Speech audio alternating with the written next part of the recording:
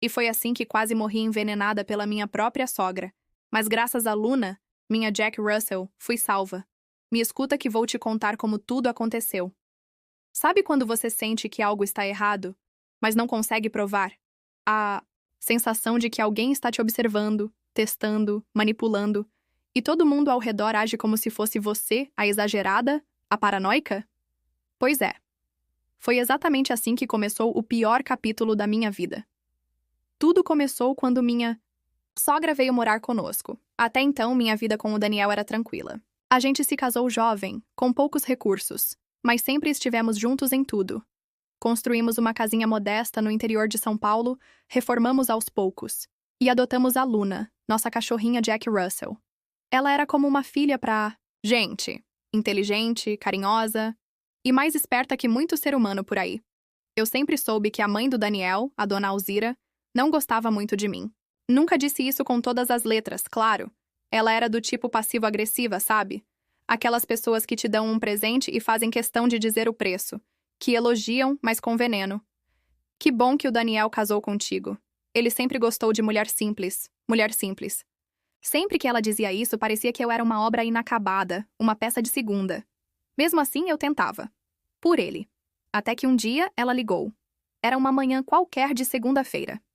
Eu estava colocando ração para a Luna, com o cabelo preso de qualquer jeito, ainda de pijama, quando o telefone fixo tocou. Sim, telefone fixo. A Alzira era do tipo que não confiava em celular, dizia que a radiação dava câncer. Daniel atendeu. A conversa foi breve. Ele ficou sério. E desligou. Minha mãe vai vir passar uns dias aqui. Eu franzi a testa. Dias? Talvez semanas. Ela tá com problema na casa dela, parece que deu infiltração, mofo, coisa assim. Disse que não tá conseguindo respirar lá dentro. E não pode ficar com alguma irmã tua? Ele respirou fundo, já prevendo a minha reação. A casa da minha irmã é pequena, tem criança. E, bem, você sabe como minha mãe é. Disse que aqui seria melhor para ela descansar. Eu aceitei. Só por um tempo. Respirei fundo. Forcei um sorriso. Tá bom. Mas só por um tempo, né? Ele me abraçou. Prometo, mentira. Ela chegou na semana seguinte, com 3 malas, e com uma expressão de quem já estava pronta para julgar cada centímetro da nossa casa. Nossa, vocês ainda não pintaram essa parede? Tem mofo no canto. Isso aqui é carpete ou tapete? Porque tá imundo. Essa tua cachorra solta muito pelo, hein? Já pensou em manter ela mais no quintal? A Luna rosnou pra ela na primeira semana. Eu ri, mas depois me arrependi, porque foi aí que a Alzira decidiu que ela me odiava de verdade. Ela não fazia escândalo, não gritava. Era pior. Agia no silêncio. Começou ajudando na cozinha. Dizia que me dava trabalho demais, que ia preparar o jantar para nós. Fazia questão de cozinhar tudo. No começo, confesso que achei bom. Sempre cheguei cansada do trabalho, e jantar pronto era um alívio. Mas foi quando começaram as dores. Tudo começou com uma leve queimação no estômago. Achei que era gastrite. Depois vieram as tonturas, as náuseas, a sensação de estar sempre cansada, sonolenta e com gosto metálico na boca. Achei que era estresse. Trabalhar, cuidar da casa, aguentar a sogra. Era muita coisa. Só que a Luna também ficou estranha. Ela não queria mais comer. Ficava inquieta à noite. Às vezes latia olhando pro nada. Parecia sentir alguma coisa que eu não via. Uma noite, ela vomitou. Outra, ficou deitada o dia todo, sem levantar nem para pegar a bolinha preferida. Levei ao veterinário. Exames. Nada conclusivo. A médica perguntou se ela podia ter ingerido algo tóxico. Não que eu soubesse. Você mora com mais alguém além do seu marido? A pergunta ecoou na minha cabeça. Alzira. Comecei a prestar atenção nos detalhes. Nos pratos. Nos talheres. Nos horários. Notei que a comida que ela servia para mim era sempre diferente da do Daniel. Às vezes o molho era mais claro. Às vezes, ela já servia meu prato pronto. E o dele, ele mesmo montava. Comecei a desconfiar. Mas como provar? Contei para uma amiga do trabalho. Ela me olhou com pena. Você acha mesmo que a tua sogra tá te envenenando? Fiquei em silêncio. Porque, no fundo, eu não tinha certeza. Só um medo absurdo, aquela angústia se intensificou, quando comecei a perder peso. Em 2 semanas perdi quase 4 quilos. O Daniel achava que eu estava em forma. A Alzira dizia que eu estava finalmente comendo menos. Mas eu sabia, eu sentia. Alguma coisa estava muito errada. Na 3ª semana, algo aconteceu que mudou tudo. Cheguei em casa mais cedo do trabalho. Estava exausta, a cabeça girando. Mal conseguia manter os olhos abertos. Quando abri a porta da sala, a Alzira estava na cozinha, sozinha, preparando um chá. Não me viu. Fiquei parada ali, observando. Ela estava com um vidrinho pequeno na mão, um conta-gotas, e pingava algo no bule. Meu estômago virou. Mãe! Disse, fingindo naturalidade. Ela se virou surpresa. Oh, oi, querida. Preparei um chazinho pra você, de camomila. Sei que anda estressada. Obrigada, mas... Acho que vou tomar só água hoje. Ah, não seja boba, vai te fazer bem. Peguei a xícara, mas não bebi. Apontei para o fogão. Esqueceu o fogo ligado. Ela se virou. Nesse momento, fui até a pia e despejei o chá discretamente. Fui para o quarto e tranquei a porta. Chamei o Daniel. Contei tudo. Ele não acreditou. Você tá delirando. É a minha mãe. Ela tá colocando algo na comida. Eu vi. A Luna também tá mal. Ele ficou bravo. Você tá exagerando. Isso é coisa da tua cabeça. Fiquei em silêncio. Pela primeira vez percebi que estava sozinha. A noite passou lenta. Eu não dormi. Na manhã seguinte, aconteceu o que me salvou. Luna entrou correndo na cozinha antes de mim. Ela sempre fazia isso. Mas naquele dia, pulou sobre a mesa e derrubou minha xícara de café antes que eu a tocasse. Caiu no chão e se espatifou. Café por toda a parte. Alzira ficou pálida. Olha o que essa peste fez! Gritou. Mas eu estava olhando para ela, e pela primeira vez vi o medo nos olhos dela. Não irritação. Medo. Peguei os cacos e limpei, mas separei um pouco do líquido, em um potinho. Fui ao laboratório mais próximo da cidade e pedi análise toxicológica. No dia seguinte, o laudo confirmou: arsênico.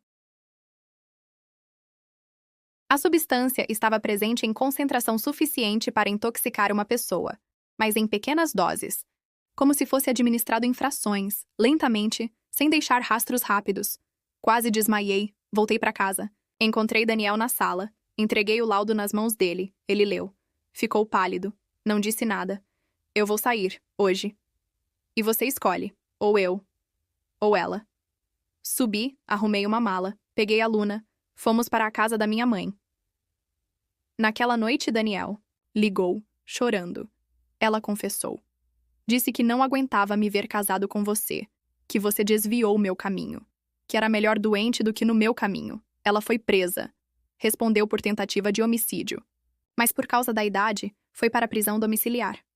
Daniel tentou se aproximar de novo, mas algumas feridas não cicatrizam, nem com o tempo. Hoje, eu e a Luna vivemos longe daquele lugar. Ela é minha guardiã. Me ensinou a confiar no instinto. Me mostrou que o amor verdadeiro, às vezes, vem de 4 patas. Mas o mais importante é que quando todo mundo achava que eu estava louca, foi ela quem viu a verdade. O laudo, a confissão, a prisão domiciliar, a saída de casa. Parece o fim de um pesadelo, não parece? Mas não foi. Não para mim, não para a Luna. E, de algum modo, nem para ela. Os dias depois da denúncia foram um borrão de emoções. Dormia mal, com pesadelos recorrentes. Acordava com o gosto amargo de veneno na boca, mesmo sem tê-lo ingerido.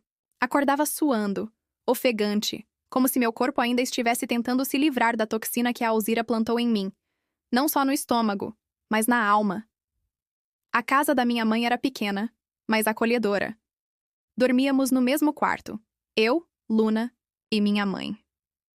Era estranho. Ser acolhida como filha de novo depois de tantos anos. Estranho e, ao mesmo tempo, necessário. Minha mãe não dizia nada. Ela apenas me servia chá, daquele simples, de saquinho. Me olhava com cuidado. Tinha medo de me quebrar. Como se eu fosse feita de vidro. Eu tentava manter a aparência. Passava maquiagem. Dizia que estava bem. Que foi só um trauma. Que agora tudo estava resolvido. Mentira, nada estava resolvido. Na primeira semana, Daniel me ligou 3 vezes. Na primeira, chorando. Na segunda, tentando explicar. Na terceira, implorando. Eu não atendi mais. Na segunda semana, parei de sair de casa. Me sentia observada. Era como se os olhos dela tivessem ficado presos em mim. Na sombra da porta. No vulto do corredor. No cheiro da comida. A Luna também sentia. Ela ficava inquieta à noite. Dava voltas em círculo. Rosnava para o vazio. Sentava em frente à porta e não tirava os olhos dali, como se esperasse alguém. E então, algo aconteceu. Numa terça-feira nublada, voltando do mercado, vi algo na caixa de correio da casa da minha mãe. Um envelope bege, sem remetente. Abri ali mesmo. As mãos tremiam. Dentro, uma foto. Eu, dormindo. Na cama da minha mãe, com a Luna ao meu lado. A foto tinha sido tirada de dentro do quarto. Caí no chão. A respiração falhou. As pernas não respondiam. A garganta se fechou. Minha mãe correu ao meu encontro. O que houve? Você tá pálida? Não consegui responder. Apenas mostrei a foto. Ela a segurou com as mãos trêmulas. Isso foi aqui? Assenti. Os olhos em lágrimas. Como? Como alguém entrou? Chamei a polícia. Eles vieram. Verificaram portas, janelas, câmeras de vizinhos. Nada. Sem sinais de arrombamento. Nenhuma gravação. Nenhum rosto estranho. Pode ter sido alguém da casa, disse um dos policiais com desconfiança. A vergonha me consumiu. Me olhei no espelho aquela noite. A pele pálida, as olheiras profundas, os olhos perdidos. Você está enlouquecendo, pensei. Mas então, recebi a segunda carta. 4 dias depois. Desta vez, não era só uma foto. Era uma folha escrita à mão. Você está viva por pouco. Não cuspa no prato que comeu. A velhice dela não a torna fraca. Ela tem olhos, e mãos, e tempo. Muito tempo. Sem assinatura. Sem endereço. Nada. Mas eu reconheceria aquela caligrafia. Em qualquer lugar. Era dela. Alzira. Fui à delegacia. Mostrei o bilhete. Eles arquivaram como ameaça anônima sem prova de autoria. Ela estava em prisão domiciliar. Tinha sido visitada pelos oficiais. Nada de ilegal foi encontrado. Pode ter sido alguém amando dela, senhora, disse o policial. Ah, mas não temos meios de provar isso sem confissão. Voltei para casa. Me tranquei no quarto. Durante 2 dias não comi. Não saí. Não falei. Luna ficou comigo o tempo todo. Às vezes lambia meu rosto. Às vezes chorava baixinho, como se também sentisse que algo invisível nos rondava. Foi na 3ª noite que ouvi o barulho. Um estalo na cozinha. Desci, pé ante pé. A casa estava escura. Minha mãe dormia. Peguei uma faca. O chão de cerâmica gelava meus pés. A respiração curta, os batimentos acelerados. Entrei na cozinha. Luz apagada, nada, exceto um pequeno frasco, sobre a mesa. Vidro âmbar. Tampa de rolha. Como uma garrafa de perfume antiga, havia um bilhete amarrado com barbante. Dessa vez, você não vai escapar. Soltei a faca. Me apoiei na parede. Ela entrou aqui. Ela entrou aqui. Chamei minha mãe. Ela acendeu todas as luzes. Revistamos a casa. Portas trancadas. Janelas intactas. Mas o frasco estava ali. Levei a perícia. Eles confirmaram. Arsênico, em estado puro. A polícia, mais uma vez, nada fez. Sem provas de entrada. Sem digitais. Sem testemunhas. Mas eu sabia. Ela estava me perseguindo. Mesmo de longe. E de alguma forma, ela tinha ajuda. Então, uma lembrança me atingiu. O vizinho dela. Um senhor solitário. Nunca falava com ninguém. Mas Alzira, de alguma forma, vivia lhe levando doces e pratos feitos, antes de vir morar conosco. Fui até ele. O senhor conhecia bem a dona Alzira, não é? Ele sorriu. Tímido. Ela era muito generosa. Me ajudava com comida. Às vezes cuidava das minhas plantas. Uma mulher de ouro. De ouro. Senti um nó na garganta.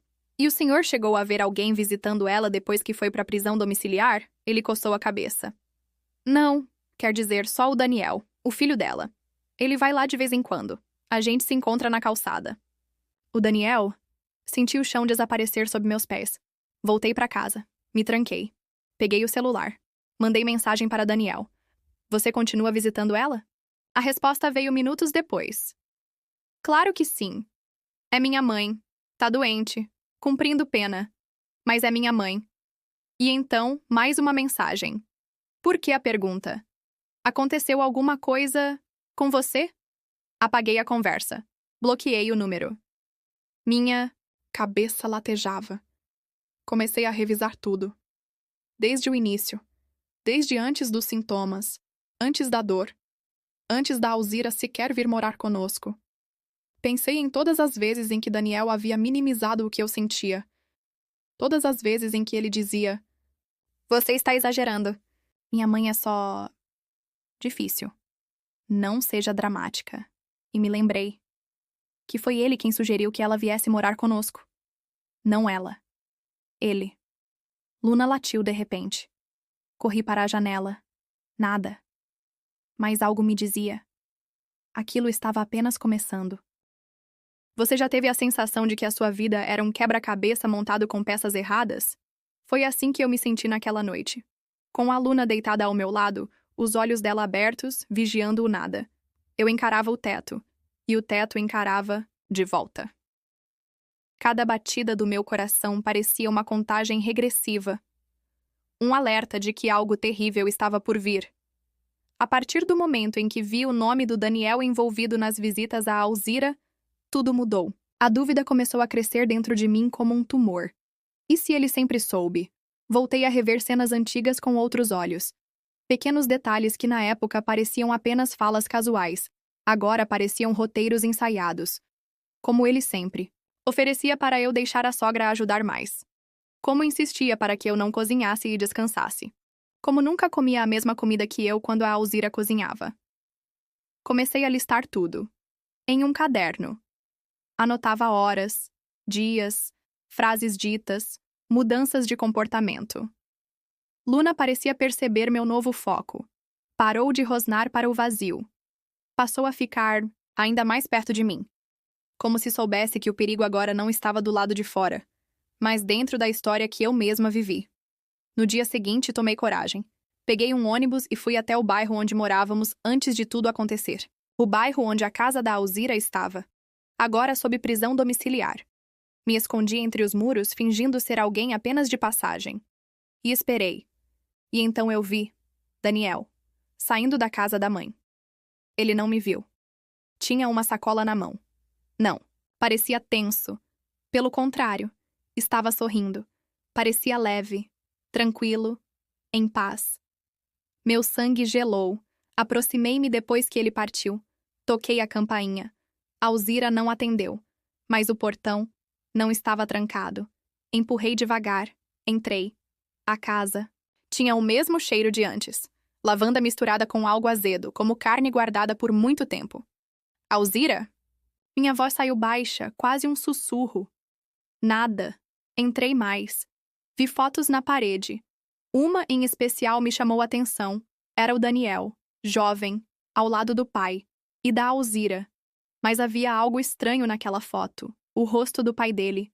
Tinha sido riscado com caneta vermelha. Arrepios me tomaram. Segui para a cozinha. Lá, encontrei uma caixa de madeira fechada com cadeado. Revirei as gavetas, encontrei a chave. Abri. Dentro, havia papéis, cartas, receitas de chás e... frascos. Frascos. Iguais aos que vi antes. Um deles, com a etiqueta desbotada, dizia: dosagem controlada, líquido incolor, insípido. Era verdade. Era real. E ela tinha nomeado o veneno como se fosse parte da rotina. Mas o pior não foi isso. Foi uma carta, escrita à mão, que me derrubou de vez. Querido Daniel, você foi forte. Mais do que eu imaginei. A carne dela é fraca, mas você sempre soube disso. Tudo pelo seu futuro. Por tudo que construímos. Agora só falta o último passo. Não recue. Ela precisa pagar pelo que fez. O sangue se limpa com mais sangue. Te amo para sempre, mamãe. Meu coração parou por segundos. As palavras dançavam diante dos meus olhos. Daniel estava envolvido. Desde o começo. Fechei a caixa. Saí da casa correndo. Vomitei na calçada. A chuva começou a cair. Fina, fria, como uma punição. Voltei para a casa da minha mãe. Entrei encharcada. Não falei nada. Apenas me tranquei no quarto e comecei a organizar tudo. Fiz cópias dos papéis, tirei fotos dos frascos, guardei em uma pasta. E então, fui à delegacia. Fui ignorada pela segunda vez. A carta pode ser falsa, disseram. O frasco pode ser decorativo. Sem laudo não vale. E você invadiu a casa dela. Isso te coloca em posição delicada. Era como se estivessem todos cegos, surdos, mudos. Voltei para casa, arrasada. Naquela noite, Luna não dormiu. Ficou na porta rosnando. E então, por volta das 3 da manhã, ela latiu como nunca antes. Um grito, um rosnado, um estrondo. Corri para a sala. A porta dos fundos estava entreaberta. Luna estava diante dela, o corpo tenso, um pedaço de pano entre os dentes. Me aproximei. Peguei o pano. Era uma luva, de couro. Mas o que mais me chocou foi o que estava costurado por dentro. As iniciais DC Daniel Cardoso. Meu marido. Ele esteve aqui, na madrugada, na minha casa. A Luna salvou minha vida. De novo. Caí no chão. Abracei ela. Chorei como criança. Ele tinha vindo terminar o que a mãe começou. No dia seguinte, desapareci. Fui embora da cidade. Deixei tudo. Troquei de número, redes sociais, endereço. Mudei de nome. Cortei o cabelo. Apaguei rastros. Hoje vivo em uma cidade pequena. Alugada com nome falso. Trabalho de forma remota. Ando pouco na rua. A Luna ainda está comigo. Agora com um pouco de pelos brancos. Mas o mesmo olhar de guardiã. Algumas noites, ainda acordo assustada. Às vezes, sonho com ele. Às vezes, sinto que ele ainda está me procurando. Mas hoje, pela primeira vez, escrevo tudo isso. Porque preciso deixar registrado. Se algo acontecer comigo, não foi acidente. E o nome dele precisa ser conhecido Daniel Cardoso. Você já tentou apagar a própria história? Digo, não esquecer um episódio, mas apagar de verdade. Sumir. Mudar de nome, de tom de voz, de postura, de olhar. Como se reinventar fosse o único modo de sobreviver. Foi o que eu tentei. Depois, da noite em que encontrei a luva de couro com as iniciais dele, eu fugi. Não corri, fugi. Fiz tudo sozinha. Não contei para minha mãe. Apenas deixei um bilhete. É melhor você não saber onde estou. Eu te amo. Peguei a Luna, um pouco de dinheiro escondido, documentos falsos arranjados por uma amiga antiga, dessas que desapareceram da internet por escolha, e fui embora. Cruzei 3 cidades. Escolhi a mais silenciosa. Pequena, fria, escondida. Aluguei um quartinho nos fundos da casa de uma senhora surda chamada De Jurema. Disse que era professora aposentada e que só queria paz. Ela acreditou sem fazer perguntas. Por um tempo, eu tive paz. Comecei a trabalhar como digitadora remota. Luna sempre ao meu lado, como se fosse minha sombra. Passávamos as manhãs caminhando por trilhas rurais. À noite, chá de camomila, luz baixa e medo. Sempre o medo. Mas era suportável. Porque eu ainda estava viva. Dormi 23 noites seguidas sem pesadelos. Na vez da prequarda, sonhei com ele. Daniel. No sonho, ele batia à porta. Estava molhado de chuva com flores nas mãos. Sorria e dizia: Eu sempre soube onde você estava. Acordei com um sobressalto. Luna estava sentada, encarando a janela. O corpo eriçado, o focinho trêmulo. Levantei devagar. Fui até a janela. Estava entreaberta. Tive certeza de que eu a havia fechado na noite anterior. Nos dias seguintes, tentei me convencer de que era apenas paranoia.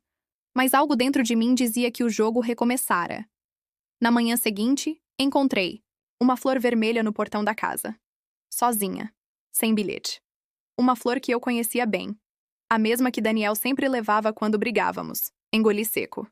Tentei convencer a mim mesma de que podia ser coincidência. Mas Luna, ela sabia. Ela passou o dia deitada na porta, vigiando, sem brincar, sem latir. Na noite seguinte, sonhei com a Alzira. Ela estava deitada em uma cama hospitalar, mas sorria. Você pode correr o quanto quiser, minha filha, mas o veneno já está em você. Eu tirei do corpo. Eu dizia no sonho. Não, querida. O veneno tá na tua memória. Acordei chorando. Tomei coragem e fui até a lan house da cidade. Pesquisei Daniel Cardoso nas redes. Nenhum perfil ativo. Mas então digitei meu antigo nome, o verdadeiro, e apareceu um fórum. Título: Procura-se Letícia Alves, desaparecida. A descrição era curta.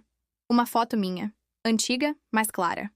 E um e-mail de contato .cardoso.daniel989el. Meu sangue congelou. Desliguei tudo. Saí da lan house correndo. Voltei para casa. Comecei a arrumar a mala. Mas quando cheguei ao quarto, havia um envelope em cima da cama. Eu tremi. Peguei com cuidado. Dentro, havia uma foto. De mim. Na trilha. 2 dias antes. Tirada de longe. Mais nítida, e uma folha. Escrito com a mesma caligrafia da sogra. Você corre. Eu observo. Você cala. Eu escuto. Você se esconde. Eu espero. Caí de joelhos. Como? Como ele me encontrou? Será que minha mãe contou? Será que a amiga que arranjou os documentos foi comprada? Ou será que nunca me livrei dele? Fiquei horas sentada na cama, sem saber o que fazer. Pela primeira vez, pensei em tirar a própria vida. Não por covardia, mas por paz. Mas Luna encostou o focinho na minha mão, como se dissesse: você ainda tem por quem lutar. Respirei fundo. Me levantei. Eu não ia fugir de novo. Naquela noite, escrevi tudo o que sabia em um pendrive. Fotos, cópias, análises, relatos. Guardei dentro da caixa de comida da Luna. Enterrei no fundo do quintal da Denjurema. No bilhete: se algo acontecer comigo, entregue isso à imprensa. Está tudo aqui. Ele é perigoso. E a mãe também. Na manhã seguinte, decidi ir até o terminal da cidade. Pensei em sair para caminhar com Luna antes, mas algo me fez mudar de ideia. Ao sair de casa, vi um carro preto estacionado na rua. Não era da cidade. Placa de fora. O mesmo carro que vi anos atrás quando visitei o antigo vizinho da Alzira. Entrei de volta. Peguei um facão de cozinha. Escondi na blusa. Fui até o carro. O vidro estava levemente aberto. Precisa de ajuda? Perguntei. Nada. Tá tudo bem aí? O vidro desceu lentamente. E lá estava ele. Daniel, o rosto magro, os olhos fundos, mas ainda com o mesmo sorriso cínico. Eu sabia que ia te encontrar. Fiquei paralisada. Luna latiu dentro de casa. Você me seguiu? Eu te amei. Ainda amo. Mas você foi injusta. Inventou tudo sobre minha mãe. Ela me envenenou, Daniel. Porque você ameaçou o nosso futuro. Você nos tirou tudo. Tudo. Nos? Sussurrei. Você estava com ela desde o começo. Ele não respondeu. Apenas sorriu. Ela tá morta. O quê? Minha mãe. Morreu ontem. Dormindo. Coração. Mas antes de partir, ela me fez prometer que ia terminar o que começamos. O mundo girou. Você vai morrer hoje, Letícia. Vai ser rápido. Vai parecer um acidente. Ou talvez um surto. Tanto faz. Nesse momento, Luna arrebentou a tela da janela e correu até mim. Rosnando, Daniel ligou o carro. Acelerou. Mas Luna se atirou contra a roda dianteira. O carro derrapou. Bateu no poste. Corri até ela. Ela estava no chão. Gritava de dor. Daniel saiu cambaleando. Segurei o facão com as mãos trêmulas. Chega! Gritei. Ele parou. Me mata então. Vai. Faz o que minha mãe não conseguiu. Mas eu não consegui. Larguei o facão. Peguei Luna no colo. Ela sangrava. Daniel sorriu. Você é fraca. Sempre foi. Mas antes que pudesse se aproximar, ouvi sirenes. Jurema tinha chamado a polícia. Daniel foi preso. Luna foi levada ao veterinário. Ficou 2 semanas internada, mas sobreviveu. E eu também. Mas algo dentro de mim morreu naquele dia. O amor, a confiança, a inocência. Hoje, Daniel está em um hospital psiquiátrico. Alegaram insanidade. Mas eu sei. Ele sabia o que fazia. A polícia encontrou documentos, registros de conversas entre ele e a mãe, fotos, frascos. Até mesmo um plano de fuga com identidade falsa para me levar embora.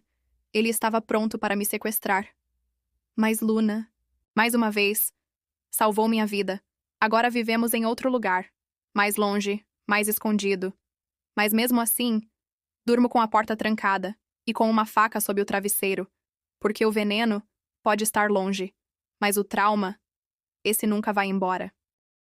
Nunca mais fui a mesma. Depois do que vivi, aprendi a andar olhando por cima do ombro. Aprendi a dormir com um olho aberto. Aprendi que o amor pode ser uma armadilha e que, às vezes, o sangue mais perigoso é aquele que um dia você jurou amar. Mas também aprendi que a dor pode ser adubo e que, do lugar mais sombrio, pode nascer uma mulher nova. Open 30. Passaram-se 2 anos desde aquela última noite em que Daniel foi levado algemado. 2 anos desde que Luna quase morreu. De novo. Para me salvar. 2 anos desde que fui forçada a deixar mais uma cidade, mais um lar, mais uma tentativa de recomeço. Desta vez, porém, eu fiz diferente. Em vez de fugir, eu me reconstruí. Fui até o cartório de uma cidade vizinha. Troquei legalmente meu nome. Abandonei o passado de Letícia. Agora eu era Helena Duarte, um nome forte. Um nome sem lembranças ruins. Um nome que eu escolhi. Mudei minha aparência. Cabelos escuros. Corte curto. Roupas neutras. Descrição era meu novo sobrenome. Fui contratada como revisora em uma editora independente. Trabalhava de casa.